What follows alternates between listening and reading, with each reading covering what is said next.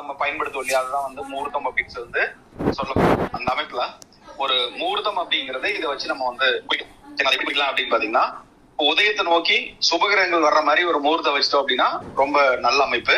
உதயாதிபதி ஒரு நல்ல இடத்துக்கு இருக்கிற மாதிரி எடுத்தோம்னா நல்ல அமைப்பு. சரிங்களா? அந்த மாதிரி எடுத்துக்கணும்.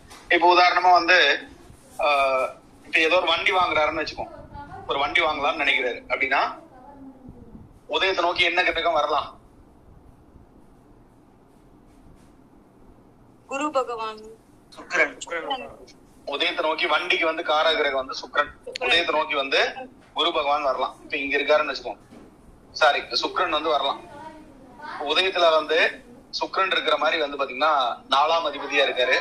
சுக்கிரன் இருக்கிற மாதிரி வந்து பாத்தீங்கன்னா ஒரு முகூர்த்தம் வந்து பாத்தீங்கன்னா வைக்கலாம். இது வந்து ஒரு நல்ல அமைப்பு. எது நம்ம பண்றோமோ அந்த அமைப்புல அந்த அதிபதி வந்து நம்ம உதயத்துல சம்பந்தப்பட்டுச்சுன்னா ரொம்ப நல்ல அமைப்பு. உதயாதிபதி வந்து நீச்சமாக கூடாது. இப்போ நீங்க ஒரு டைம் குறிக்கிறீங்க அப்படின்னா ஃபர்ஸ்ட் உதயத்துல வந்து அந்த கிரகம் வந்து இருக்கலாம். கார கிரகமா இருக்கலாம், பாவ கிரகமா இருக்கலாம். கார கிரகம் அந்த பாவ கிரகமா கூட இருக்கலாம்.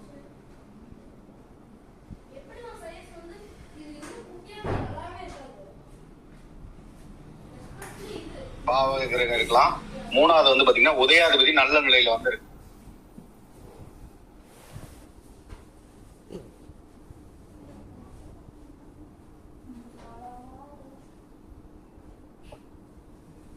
உதயாதிபதி நல்ல நிலையில் இருந்துச்சுன்னா ஓகே, நீங்க வந்து அந்த முகூர்த்தம் வந்து பிக்ஸ் பண்ணிக்கலாம்.